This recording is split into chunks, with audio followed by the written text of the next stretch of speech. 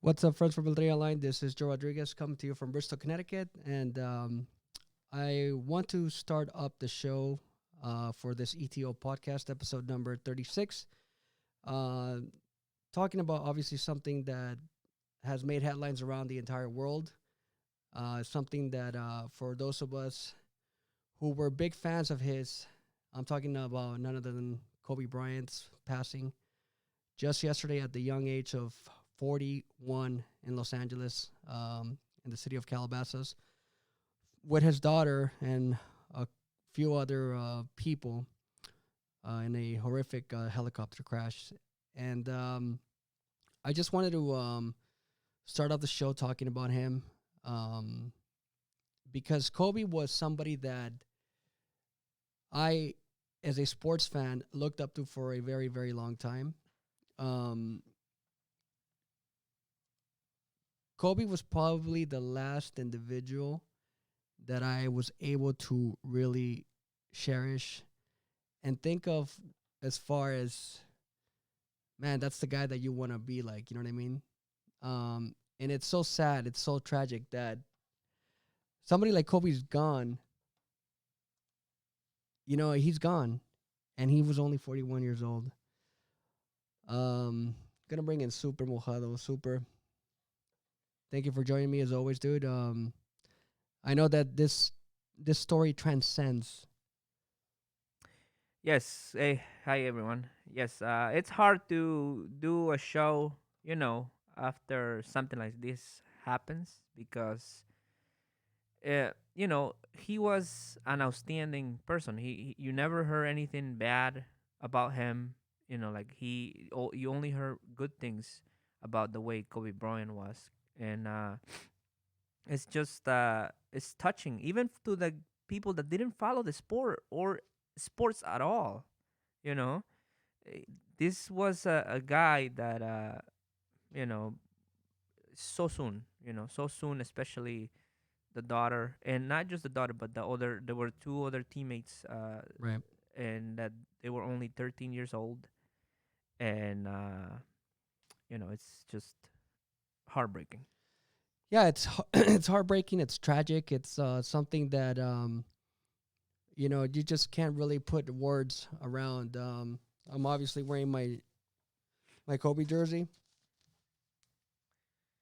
in honor of Kobe, number 24. This is actually the last jersey I ever bought for myself. Most of the other jerseys I've gotten as gifts, but this is actually a jersey that I bought because Kobe, like, again, he was somebody that I idolized. When I started working in the sports business, I looked at athletes in a different limelight because I was around them often. But, Kobe, again, I grew up with him and idolizing him, and he was like the guy that you were just like, man, you wish you could be his friend. And this is just tragic. It's a tragic situation, tragic incident, and like you said, super extremely heartbreaking. And then when you hear about his daughter also passing at the young age of 13, it's extremely sad, man. And again, it's something that transcends the world of basketball, the world of sports. Every major news outlet last night, or just yesterday when it happened, was talking about it. CNN, Fox News, ABC, obviously ESPN. I mean, everybody broke into the regular programming just to talk about this, and rightfully so. And it's just sad again because it's really difficult to compare. Like some people were actually saying that this is in the same realm as like when Elvis died, when John Lennon died. Actually, my mom reminded me about this today. If you compare it to something like this in the world of sports, you got to think about when Roberto Clemente died, who was also extremely young. You know what I mean? And not only that, but also a future Hall of Famer. Kobe had played out his entire career, and he's gone, dude. Yeah, He's yeah, gone, man. he's very unexpected. I hadn't seen him for a while, and he recently started coming out. I saw him in giving a press conference in LAFC stadium at Bank of California. He was talking about the the Chicharito coming to MLS. He was giving his comments, and he was saying how much it meant for the league to bring players with a name like that, and he was actually I very soccer fan. He was a huge soccer fan. He always he has pictures with celebrity sports like Right. Messi and so many others, and it's just sad, man. It's Yeah. just I don't have words for it. As a matter of fact, we were there. So let's listen into the last time that we actually got a chance to cover Kobe Bryant.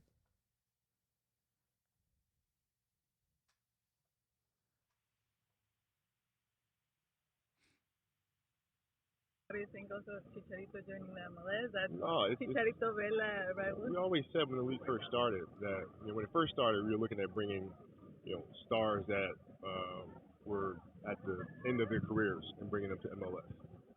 Now you're looking at MLS going and getting stars in their prime and bringing them to MLS. Now that changes the game drastically.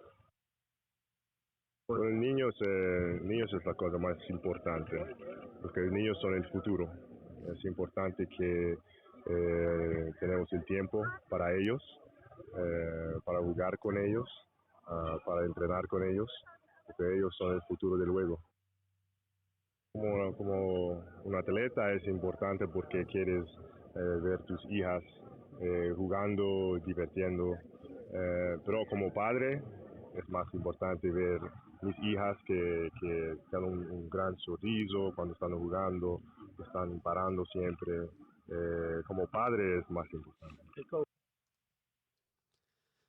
There you have it, Super. I mean, those words, man. You heard it out of his mouth.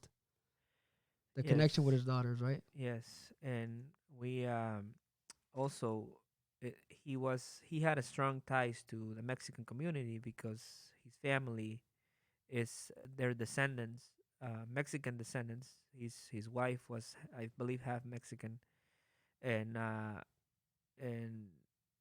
everybody I was seeing articles and articles yesterday, and some of them are stuff that you didn't even know, and you kind of like you see this stuff and you kind of it makes you smile. Like I saw one that said that he was a big lover of carnitas, you know, because his wife got him Right. into it. So stuff like that, it's just a nice thing to remember, and that you can actually know that he had this type of a Right. connection with us, Yeah.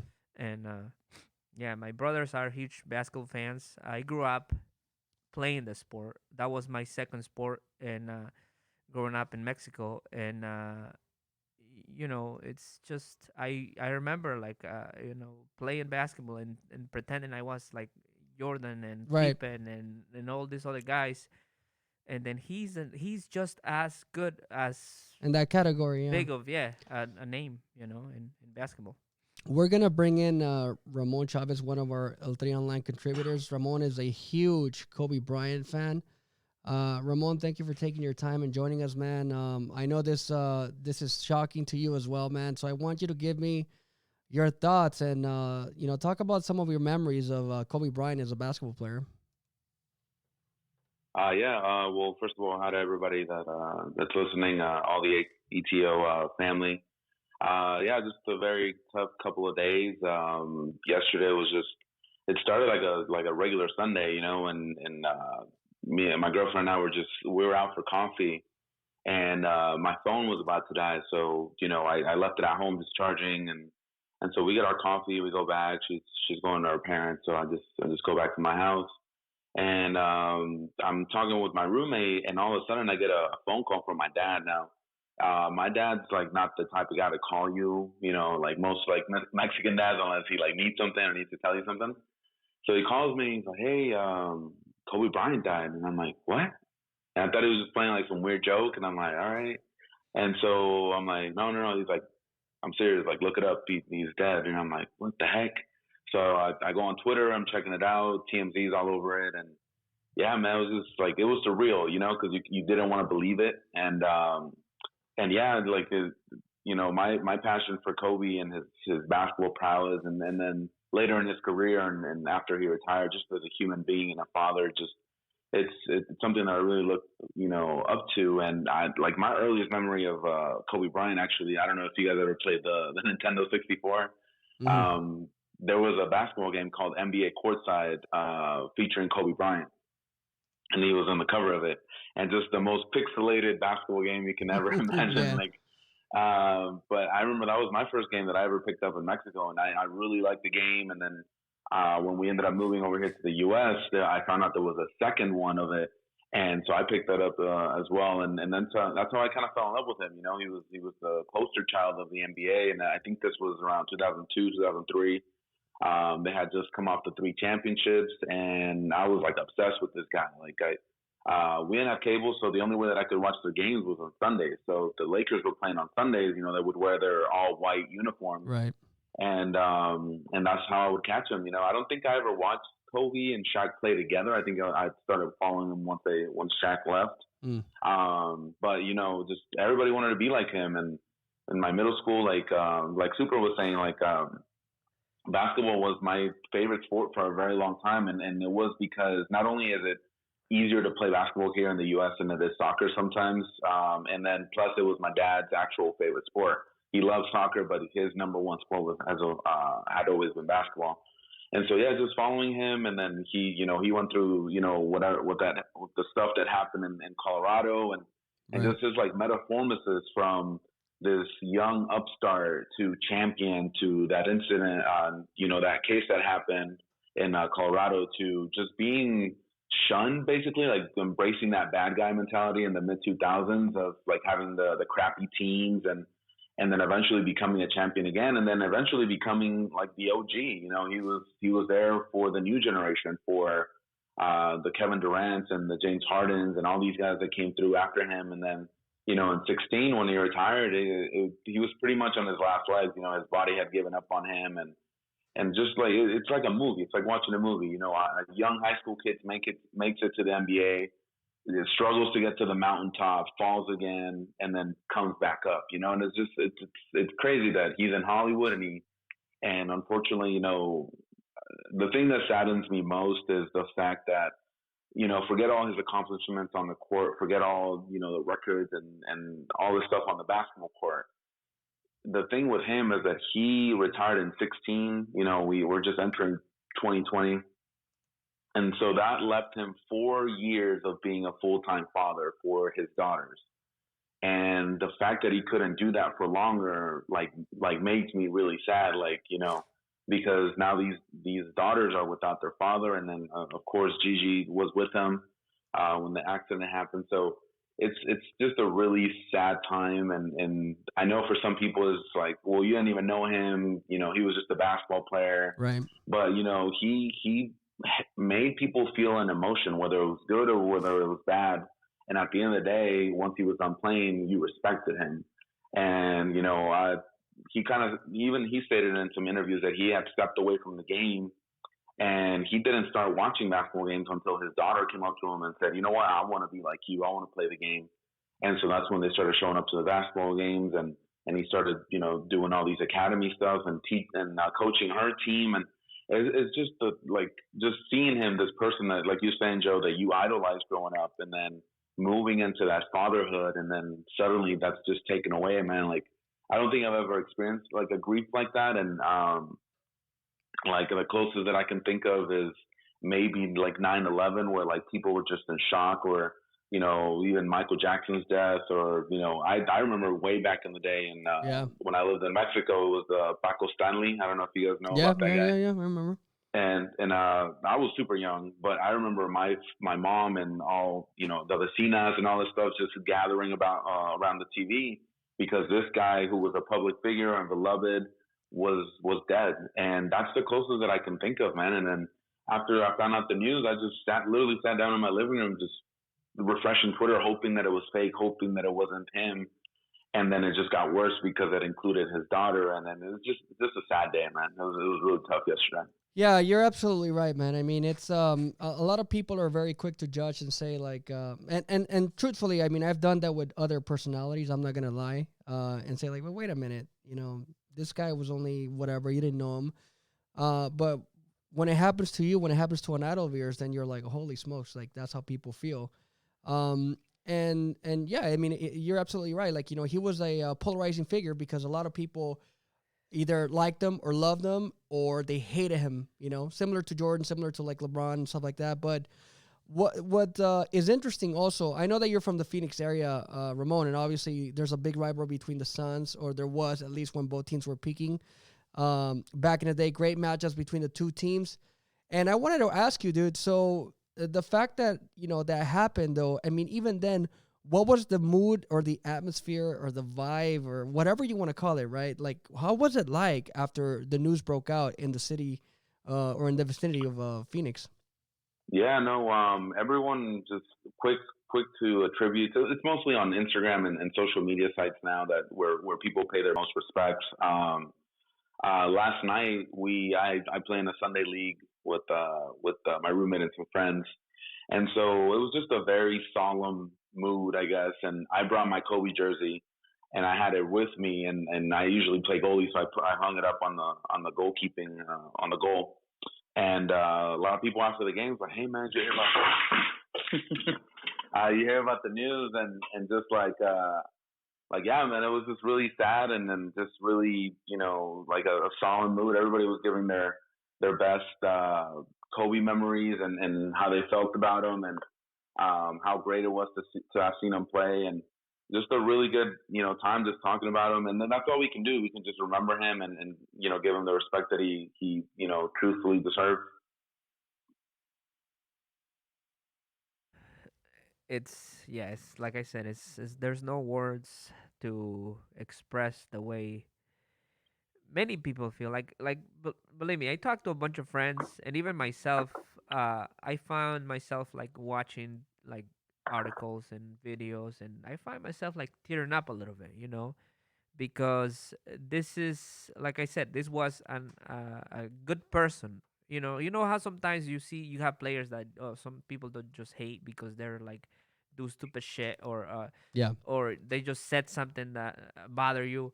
This guy, he was clean, man. I can't never recall Well, something that no. bothered me. Yeah, you well, I mean, know? he had that. He did have the one incident, about the whole rape allegations. Like he went to trial and all that stuff. Like Yeah, that but was like his one dark moment.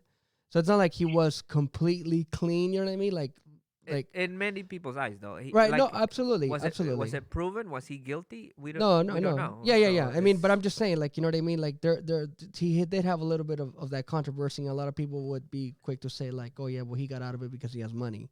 Oh, They did okay. settle. Well, They did settle. It was a civil case that they settled. They dropped the allegations. You know what I mean? But I mean, I'm not even gonna get into that. What we do know is the type of person that he became. Even after that ended up, taking place, or that incident. You know what I mean? Or situation or allegations. And most people, like, respected the guy. That's just a reality. So and again, the everything about this incident is tragic. But then again, you add the daughter into the mix, and then the other family members and other children. It's tough, man. What would be the one thing or the way that you're gonna remember Kobe, Ramon? What probably would be the biggest way for you to remember him? I want to remember him as a basketball player, but I think the lasting memory that I'll have of him is there's a video of him and his daughter. I think it was at a Nets game last month, circulating, where his daughter was starting to get into basketball. And of course, Kobe being the legend that he is, he wanted to teach her, what he learned. and there was an exchange between them that was caught on camera where Kobe's explaining either a set or a play or something that was going on, and then you can just see Gigi, his daughter, just acknowledging, like, okay, like that makes sense, and that's how I want to remember Kobe. Some call him, a douchebag, an aide, whatever. Like there's an incident in Colorado. A lot of people will remember the bad stuff, but I'm gonna remember that moment. Him and his daughter at a basketball court, exchanging ideas, learning from each other. Kobe teaching her and moving the game forward. She's the new generation, and she was the new generation. But now, what I want to remember him as is that mentor, that father, that figure. And then something that I want to point out a lot is that he's a big proponent of women basketball, pushing that forward, making sure that they get their due diligence and their respect because they are athletes as well. Absolutely, they do work hard. They're really good on the court, and he was trying to get rid of that stigma of like, oh, the women, they're not that good, it's not fun to watch their games. And I was like, me growing up here in Phoenix, I had Diana Taurasi to look up to and know and see the evolution of the women's game, and that's why I want to remember him. He kicked Phoenix's ass numerous times, so and it's that tough time where like you have your favorite player going against your hometown team, and sometimes you win, sometimes they win, and I remember all those battles. I like the thing about this guy, man, is that I was listening to a podcast earlier. I think it was with Ramona Shelburne and Adrian Wojnarowski, and they were pointing out that over the course of his career, he had 121 injuries that he played through, whether it was a muscle, spasm, a broken finger, whatever it is. And then I think even though he retired in 2016, I think the end of his career was basically in 2013 when he tore his Achilles against the Warriors. Yeah. And if you go back and watch that game, he tore his Achilles. He knew he was done. He went to the bench, and then he came back with the torn Achilles, his leg muscle, basically sliding down into, where his Achilles area is, and he was pinching it so he could walk and make those free throws, that I can just imagine the pain that he was in, what was going through his mind. He knew his time was up. He was like, I think he was mid-30s at that point, and he's a warrior, he's a competitor. He had played the game of basketball longer than he had lived, or half as long as he has lived, and so it's just tough, man. Like we can name countless memories of Kobe, but that's how I want to remember him, his daughter on the court, and then just talking about basketball. Wow, man. Hey, Ramon. Well, thank you very much for taking your time and giving us your memories and recollections of Kobe as a fan. I know that he's gonna be dearly missed by all of us, man. So that's all I can say, man. Really, thank you very much for your time, brother.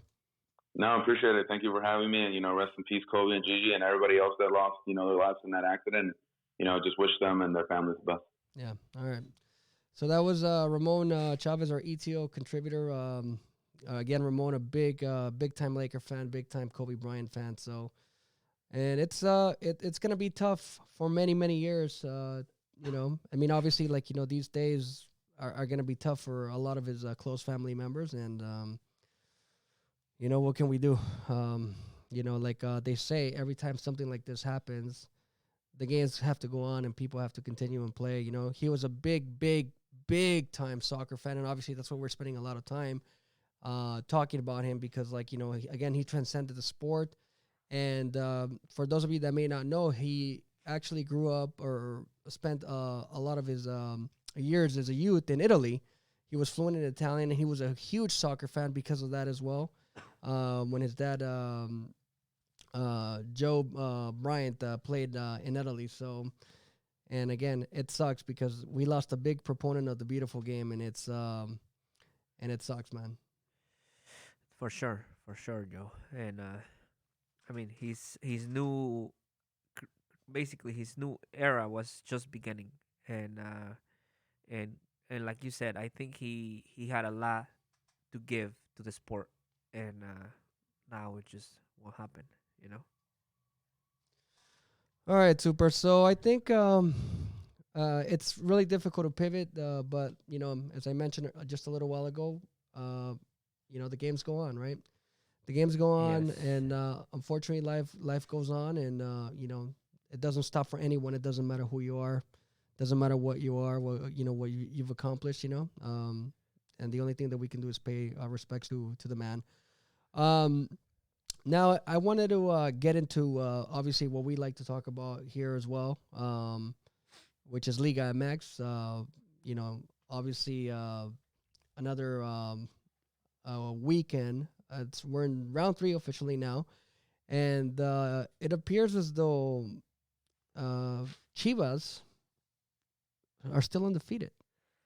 that's really that's really what I can say.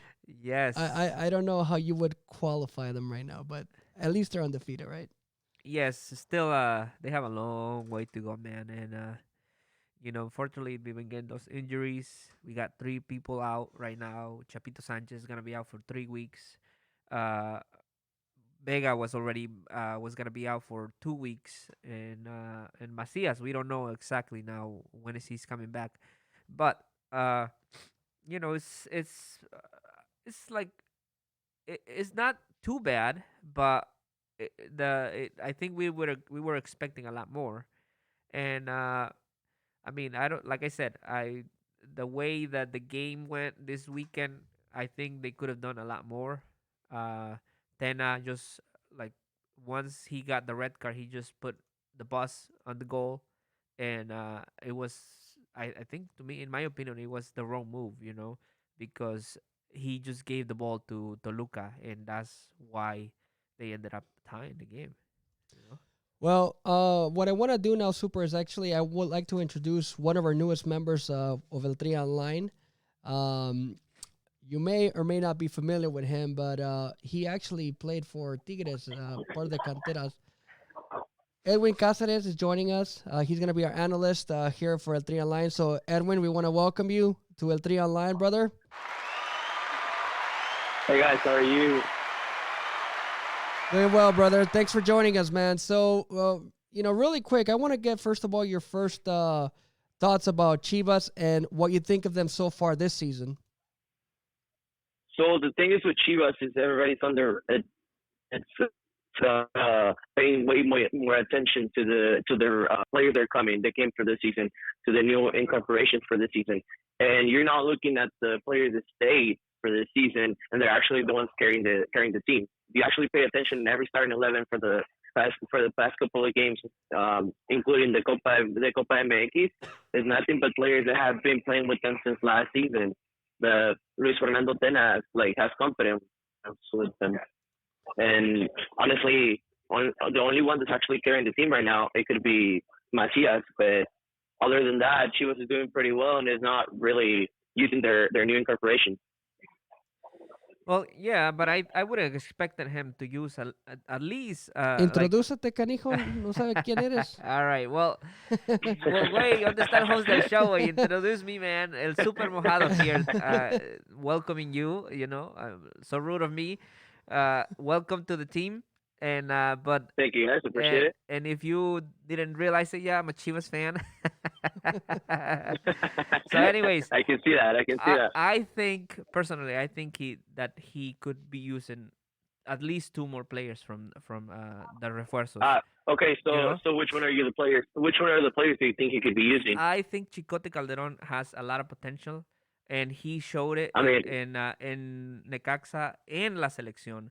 So I think that he. Yes, but why would you move players? They're on the starting 11. They're doing great right now. They're actually giving you the result that you needed from last season. And why would you move players there and giving an opportunity to a player that has not shown recently what he was worth? I'm sorry, for the game that he played in Copa MX, to me, he wasn't a starting 11 potential. Yes, well, I think that, yeah, I don't know. I think he during that game, I mean, he put all of the refuerzos during that Copa game, and it didn't work for him. I don't know if it was his strategy that he used. No, so if you look at the starting 11 in Chivas, it's more about communication and the way they're playing. So if you look in their midfielder, Chofis Lopez, Beltran, and Molina are doing great. They're playing a three. They're playing three in the middle. They're playing 4-3-3. Right. So this place this last game against Toluca, it was Beltran. It was Molina, Beltran on the left, and Chofi Lopez on the right. They had Antuna, they had Ronaldo Cisneros, and they had Brizuela. So what would you change the line of three that's being solid during the games and move it around? What would you change that starting 11 that's giving you the results that you needed? Well, I think, like I said, putting them all at once in the Copa, he showed that it's not gonna work like that. I think that you're right. He finished great last season. He won 5 games out of the last 6, I think, and so I think it's great that he kept like the core of the team. But I think that he should have incorporated not just that one loss that we got from Pulido, but he could have incorporated a couple more players. Like I think Ponce, in my opinion, I think he needs to give an opportunity to Chicote. That's where he was playing in Necaxa, right? Yeah, yeah. In that position. So I think he would fit well. Yeah, but Go ahead. okay. So if you look at in the defensive way, Chicote is more of an attacking player. He's Right. more like a Miguel Ayun. If you look at Miguel Ayun, he's not of a great defender. Same as I'm sorry for comparing him to like Marcelo, let's say from Real Madrid. They're not players that they're doing great defensively, but on the way of attacking, yeah, it's great. Right now, Chivas, they're with Brizuela, Antuna, and Macias, who is usually the start. I think that's more than enough, and you have to take care of the defenders, which is the thing that Chivas struggled the most last season. Yeah. Hey, I got a question for you, Edwin, really quick. So, in your opinion, you're saying that the team is getting results, but the draws, are they the results that they're expecting, or because I mean, at least from the fans' perspective, right? Because when the fans look at it, especially also when you take into account the defeat against Dorados, I don't think those are the results that the good results that people are expecting. I mean, honestly, to me, all you gotta care about is the league. All you gotta care about is the Copa MX. It's a trophy that you can win, and I mean, it gives you prestige. And it gives you another star in your crest. But you gotta worry about the Liga, and if tying games in the Liga is gonna get you into La Liguilla later on, it's gonna give you those points that you might need at the end of the season. Then honestly, I mean, as long as the team keeps being undefeated, then you should be good. I see your perspective, but at the same time, here's what I'm thinking. If you're Chivas, right, and you spend all that money, that means that you have, a lot of players, and technically, and in theory, you should be able to handle both of the tournaments. Yes, isn't that right? And you gotta aim for everything. Yeah. You can't say, "Oh, we're gonna throw the Copa," because that's a failure. It's a failure right there. I mean, but you're not saying you're fouling the Copa. You're throwing the Copa away. Or you gotta say you gotta concentrate on the thing that's gonna give you more prestige. What is that? The Copa MX or the Liga MX, right? No. So if you put that on a scale, I mean, I'd rather win the Liga MX and be able to take care of tie up America on trophies than get another trophy that's not really matter to me. Yeah, no, and I think that's a fair point that you make. We're not talking about the value of like Liga MX versus Copa MX. I think most of us would agree that Liga MX is more important. What we're basically saying is that we feel, at least I feel, I shouldn't speak for Super, but I feel as though Chivas spent enough money to be able to take on both of the tournaments. So that's why I'm just curious if you actually think that, due to the amount of money they spent, that they actually are getting the results that they were expecting. Well, you gotta look at this. One of their biggest transfers for Chivas, and the most expensive one was Pocho Guzman, and look what happened. You can't really count yourself on and expecting that all those new players are gonna work on your system. You gotta put those players that you have the confidence with. Are you given the confidence last season and literally save your job? Okay, but just give them that vote of confidence. Okay, but then are you saying that Peláez made a mistake by bringing these players that don't fit into Tena's philosophy? No, but what I can say is that these players that came to the team now, they gave them that edge of competitiveness to the players that were already on the team, and so now you have a great internal competition that brings the best out of everyone. And this is why the players that were last season there are playing now, and these players they're coming up. I'm not saying that by the seventh game, Ponce will be playing good, and then Chicotes might take his spot. Yeah, it could happen. But right now, those are the players that are giving you the result that you need. Then you gotta keep them.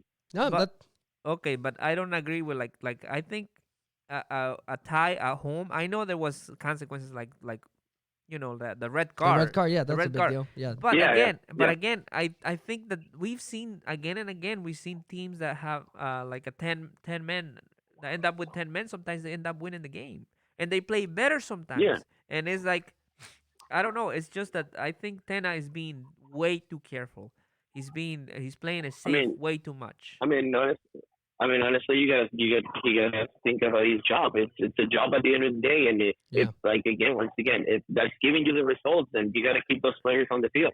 Yeah, no, that's actually a fair point, because at the end of the day, the coaches are there, either to win games or to tie, not to lose. That's what they're there for, to make sure that they Yeah, don't lose. but, So Yeah, if he's Yeah. playing it safe, I mean, you could be right. He could be playing it safe, but if look, here's the reality. If Chivas ends up going through like halfway through the season, right after 9 games or 7 or 8 games or whatever the half of the season is, and they're still undefeated, even if they only have 2 or 3 wins, that's success because you're undefeated already. You know what I mean?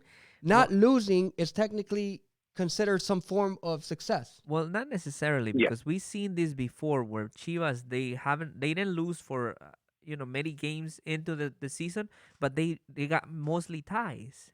Ties don't get you anywhere. And if you're gonna keep tying, Okay. it's gonna happen like the I mean, same thing. you- He's gonna you feel the can- pressure. You can look at the example from last season with Monterrey. Monterrey was having a horrible season. Turco Mohamed came in, and then they won like 6 games, and then they didn't lose throughout the liguilla. Yeah. Right? So you can look at that. So it's not, the coaches don't get hired to make the teams play pretty, play good, have that amazing, beautiful soccer that everybody wants to see. Yeah. No, a coach is hired. A coach is hired to be able to give you results and get you to that goal that you set at the end of the season, for the end of the season, which is getting in La Liguilla and going into the championship, being able to play the final game. Yeah, not everybody's Barcelona, that's for sure. Really quick, Yeah. I wanted to point out, Luis Perez just said this, as long as they don't lose, Tena can slowly bring in the refuerzos along. How many times have they Yeah. rushed players and they don't work? Well, Yeah, for sure. Like yes, we but- had a lot of examples from back in the day, from what Jared Borghetti, Carlos Ochoa, Orbelín Pineda. Well, even with what's his the name right only now, one, I right? think, the only one that has. No, I was thinking, and even with Cepillo recently. Oh, Cepillo, yeah, but that was Yeah, that was Oliver Peralta. They spent a lot. I mean, that was spent a a lot bad. of money on him, and look where he's at right now. Yeah, but that was a I bad mean, administration. you get a player. You get a player that's at the end of his career just because the last administration had the desire to bring this player, since like a couple of years ago to your team. Yeah. Then I mean that's a bad administration. Yes, of course, and that's a bad decision towards everyone. All right. And that's why he's not there anymore, though. All right, yeah, for sure. Well, so go ahead. So I Edwin. can give you an example real quick. I can give you a real quick example. If you look at, we have a clip where I can show you how Chivas was playing yeah. All that right. game. So hold on, stand by. Let's get So- that clip ready for you. Hold on. Super. So I'm gonna get this. All right. Well, so I think, like, in my opinion, I think that Chivas has a philosophy that they have followed like throughout the years, and it was always the attacking.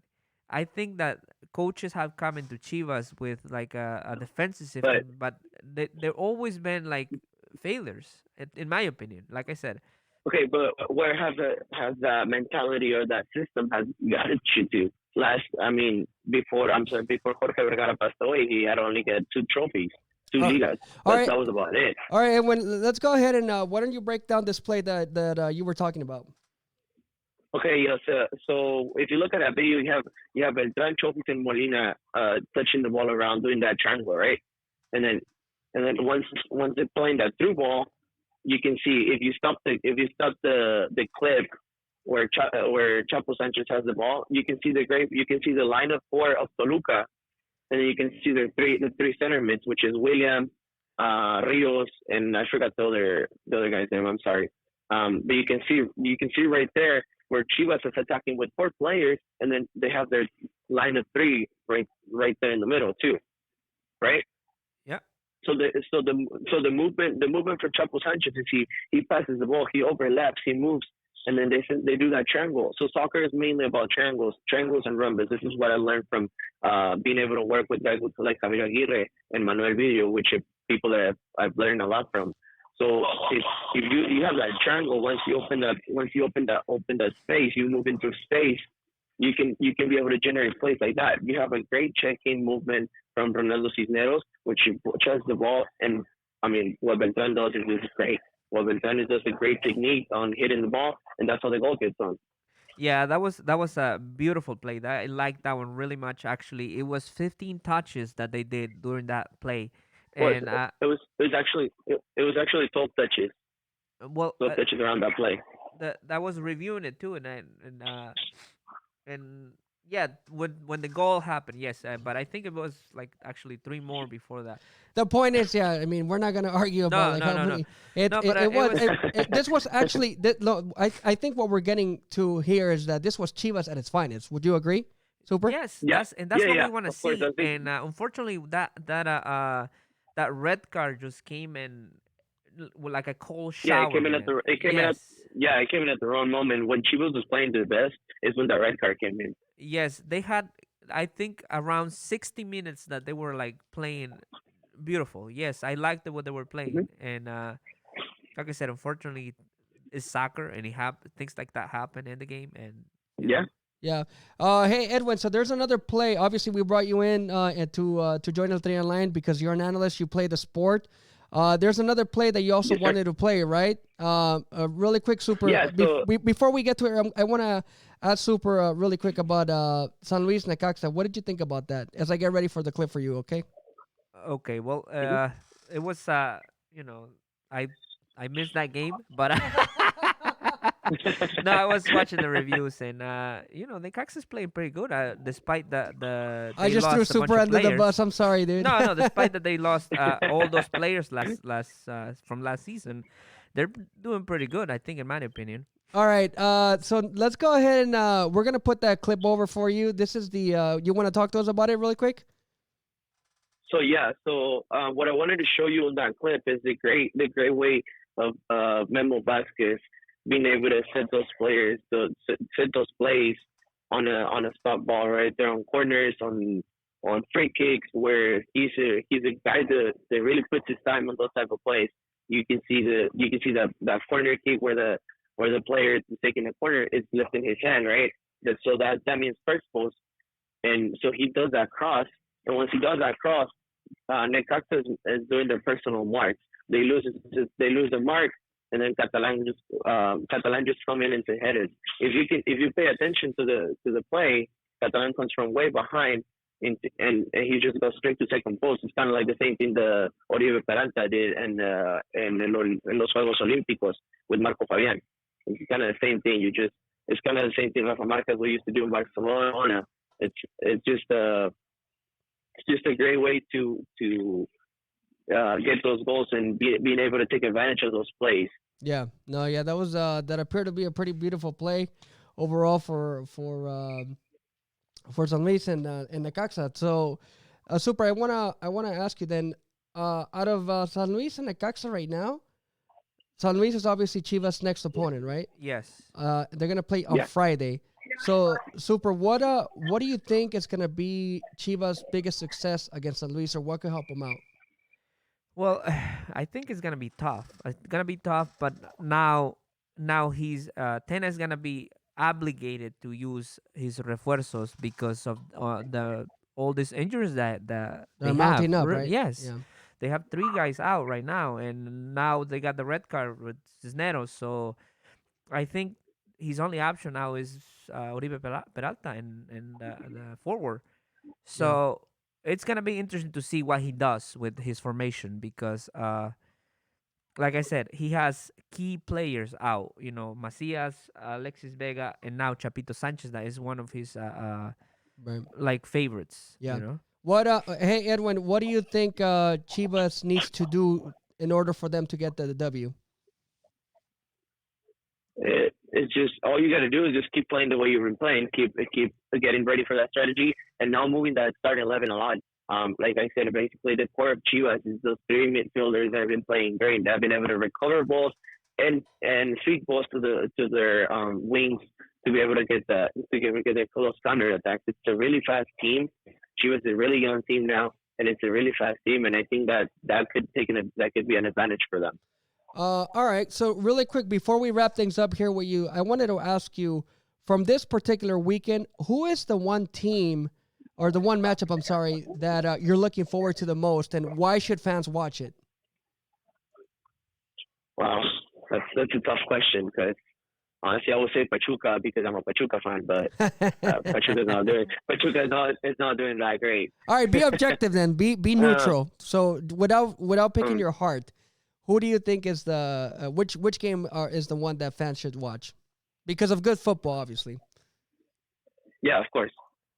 Honestly, I'm gonna go with Chivas against San Luis. I think San Luis is doing it's playing pretty good, and Chivas is displaying a soccer that's solid. It might not be for everyone, but it's solid, and it could be a really good strategic game. All right, Super. Would you agree? Yes, and they have very similar. Very similar records right now, so they only like off by like one goal in favor. So it should be a really entertaining game. I mean, I'm looking forward to it. All right. Hey, Edwin, we want to thank you very much for taking your time in, and obviously we look to having you throughout the remaining part of the season. It's great that you're able to help us break down these plays, and you're able to give us the perspective that most of us at home don't necessarily have, man. We want to thank you for that, man. Yeah. Thank you. I really appreciate for the opportunity, and once again, I'm thrilled to be part of this family again. Absolutely, man. You're welcome here anytime. All right, dude. So thank you. There you go. Until next time, man. And I'm ready for you next time. Ahí está, super. Nos vemos, Edwin. Take care, man. Thank you, guys. Appreciate it. Thank you. All right, dude. So that was Edwin Cazares again. Our new acquisition or star signing. El refuerzo de lujo. Super, te tienes que poner las pilas, si no, te van a quitar la chamba. No, ya, güey. Este güey, shoot. Se la sabe de todas.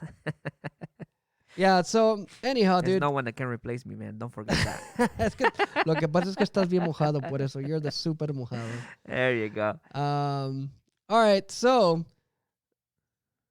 man, I'm just thinking here. Oh man, you lost it. What's going on? No, I'm also looking at the comments. That's why, and Samara Perez has been doing a really good job at at the question. So we're gonna bring her on in just a second, because she's gonna announce the winner of the prize. We're gonna be giving away a little gift card para ver a quién le va a dar el premio a esta Samara. It looks like she did a pretty good job getting a lot of interaction. So we'll bring her in just a second. Right. But anyway, all right. So aside from the Chivas game from this week, let me talk to you about the other game. So actually, this other topic, Monterrey, right?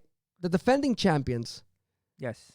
Not off to a good start. So what do we make of that right now? Is there any reason to be concerned because of the way they're playing? And now it's rumored that Funes Mori might be leaving as well, right? Well, what do you make of all that? I think it's too soon. It's only actually for them it's only 2 games into the season because they had that first week off. So I think they're gonna do all right. They're obviously they had they went to the Mundial de Clubes and they finished the league literally 1 week prior to the new season starting. So I think they should be all right. I mean, and it's gonna take a while for them to get back into the rhythm, so they shouldn't have anything to worry about. You think that they're fine? No issues No, at all? I think they're fine, man. Okay. They're fine. All right, let's talk about some other coaches that could potentially be in the hot seat right now. Who do you think is probably because right now Robert Dante Siboldi ended up getting a very important win for Cruz Azul. They won 3-0 against a tough opponent in Santos, right? So is it just smoke, or is he still like kind of like should he still be worried about his job? What do you make of that one? Well, it's hard with Cruz Azul, man. I don't know if they're gonna la van a hacer la Cruz Azuleada anytime soon. It could be one of those, you know. No, I think he should be all right. I mean, I think he should. He got a victory and kind of like took a lot of pressure out of him, you know. And it was contundente. It was not like they won 1-0 and they got lucky. No, they actually won. They played really well, and they got, like I said, a really, really good win. So that should be enough for him to not have to worry about all those rumors and like the la directiva. They shouldn't have come out and you know try to like talk to the media every time a rumor like that comes out, because that's part of the game. Also, you got to be able to control not just what happens in the field, but outside of it. And I don't think Siboldi should have anything to worry about. Yeah, I mean that's one of the biggest concerns. Typically, when a team is off to a slow start, right away Liga MX rumblings always just up in the mix, and it could happen. Hey, really quick, I want to remind all of you guys out there tuning in also that if you guys want to follow another awesome YouTube channel here on the YouTube family, follow Max Bretos Live. Make sure that you follow his channel because he talks about a lot of really cool stuff. All right, so follow Max Bretos. Pretty cool show. He's probably one of the best soccer commentators we have in the country. I know he's a good friend of Super Mojado, right? Yes. Super? Hey, Max. Saludos, mi Max. And I'll be coming to you soon this year. En el tráfico, maybe. Hey. And yeah, let's don't forget that he works for LAFC also over there. I think he narrates all their games, right? Most of the games. Yeah. Anyways. Yeah, he does. So yeah, he does a really great job. Yeah, so we got to make sure that all of you guys out there follow Max Bretos at Max Bretos Live. Watch his shows, really cool content. Follow him on Twitter, all his social media outlets. But anyhow, so before we move on and talk about the prices, what was the biggest takeaway for you this weekend from Liga MX? Well, it was a tough one. Pumas being up there on the Superliderato. I think that it does good for la Universidad, like la UNAM, especially because they didn't get like all these refuerzos, superstars coming into the team. So they're basically doing this with some canteranos, and that's what we want to see more and more of in the whole league, not just with Pumas or Chivas or Pachuca, but we want to see more people. Even now, America is kind of like getting into that. They've been playing with a lot of canteranos. I think it was up to 9 at one point. So that's a good thing. That's a good thing that I see from the league, getting more Mexican players out there. All right, super. I think we're just about ready to get Samara Perez. I see her already firing up her Skype, and she's getting ready. But I wanted to find out that she had a potential winner. So I don't know how she's going to do it. It's really up to her to announce who the winner is. Yes. I just saw that she was like, just throwing the questions out there, rapid fire, and people were just like, ta, ta, ta, ta, ta, So I don't know if she's going to do like a random draw or whatever, but like we're going to announce the winner right now. So let me actually go ahead and bring her in. A ver, Samara, ¿dónde estás? Hi. What's up, Samara Perez? Hey guys, what's going on? Just here tuning in to y'all in this learning. Hey Samara, ¿cómo estás? Can you hear me? Yes. Yeah, we got you. All right, so tell us what you're going to be doing, Samara. Tell us. Okay, so I actually decided to add everybody who was participating, except Leo, because he is part of the ETO team. Yeah, screw Leo. I'm sorry, Leo. You cannot participate on this one. Or should I, Joe? Let me know. Like, it's up to you. It's your rules, not my rules. Leave him out. El Super Mojado va a decir to leave him out. I'm just going to leave him out this one time, okay? All right. I went ahead and picked the winner randomly. and I have a winner. If you guys are ready for me to announce All right, let's the do person. it. A ver. So are you gonna do the winner, or are you gonna announce names and then you're gonna? ¿Cómo le vas a hacer? Or are you just gonna like pick the winner? That's it. All right. I'm just gonna announce the winner. But before I announce him, I just wanted to thank everybody for participating and for tuning in. Somebody everybody else came from. But thank you for just interacting. Yeah. Because we just want to have fun on here. Yeah. All right. A ver, pues. Dinos. The winner is, this is their name on YouTube. I'm not sure of their real name, but if you could tell us your real name. The winner is Too Real Multimedia. Yay! Ahí está, super. Too There you Real go. Multimedia. Congratulations, Too Real. Let's just hope that you are real and not fake. I hope it's not like a bot. Hey, Samara, so what did he do? How did he do on his questions? Oh, he answered the first one correctly, the second one, the third one. He was pretty much interacting the whole time. Nice. Yeah. All right. So, I pick, but it was a random pick, and he was the winner. Or all right. she. All right. Well, Too Real Multimedia, thank you very much for participating. Congratulations to you again. Ahí está, otra vez. Congratulations on being the ganador. You're going to get a gift card. Make sure that you reach us out. Either send us an email to info@eltrianline.com or reach out to us directly on our Instagram social media. All right. Samara, eres chingona. Thank you very much for everything. We appreciate it. Ahí está. Imagínate cosas chingonas, Samara. All right, super. All right, bye, Samara. Take care. Bye, guys. All right, super. So, ahí está. Man, the show flew. I know, man. It's always fun when you do this because it's just something that you love to do, and we love to interact with the fans too. So keep on coming because it's always nicer when we have an audience. Absolutely. So super. Before we start wrapping things up, give me your some of your final words, dude. Well, we have to end just the way we started. Giving our condolences to all the families that were involved in this tragic accident. I don't wish that on my enemies or anyone, at all, because especially when kids are involved, it's just too sad. And like I said, once again, all the best and for the families.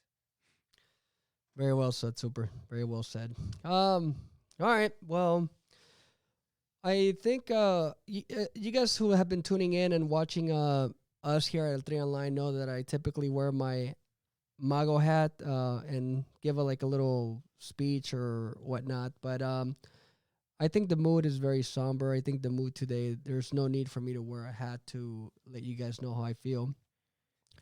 And I think at the end of the day, there is no lesson to be learned. There is only mourning that we can do.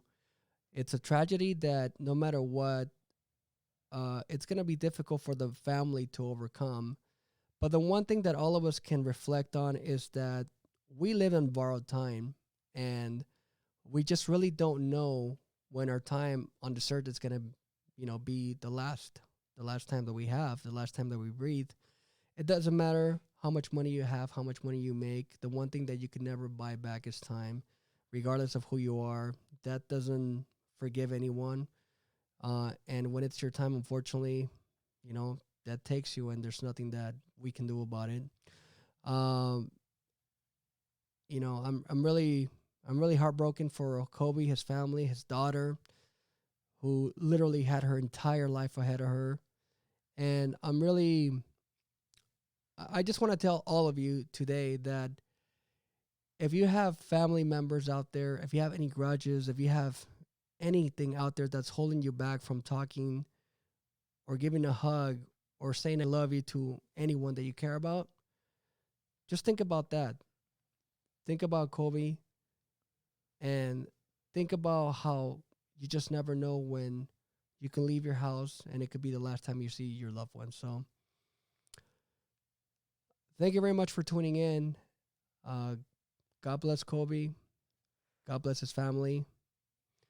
And until next time, take care.